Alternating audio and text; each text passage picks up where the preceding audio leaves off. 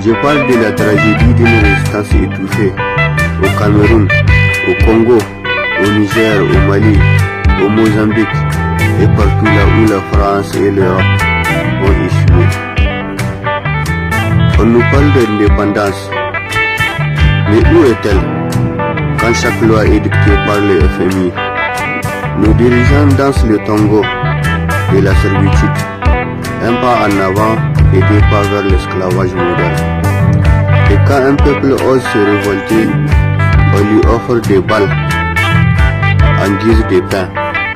Je parle de l'arbre qui cache la forêt, de la corruption qui a toujours fait battre les cœurs de l'économie occidentale. Leurs budgets environnementaux s'évaporent comme des moutons politiciens après la campagne. Ils plantent des multinationales parasitaires là où nos ancêtres semaient des arbres généalogiques. Leurs projets miniers creusent des tombes géologiques que même les pluies diluviennes ne parviendront pas à combler. Ce sont des bûcherons de la démocratie, abattant sans relâche les piliers de nos institutions. Leurs lois environnementales ont la solidité des feuilles mortes en saison sèche.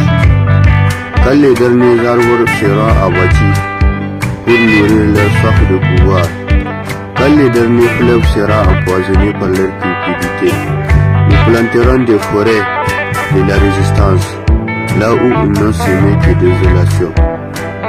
Car l'Afrique véritable n'est pas dans leur rapport mensonger, mais dans le bourgeonnement silencieux de l'élite, dans la pollinisation croisée de nos idées, dans les corps rigueux, les protectrices de nos résistances ancestrales.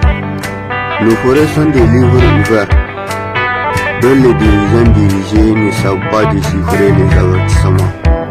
Chaque hectare rasé est une page arrachée au grand roman de notre biodiversité. Ils plantent des rapports truqués là où devraient pousser des arbres.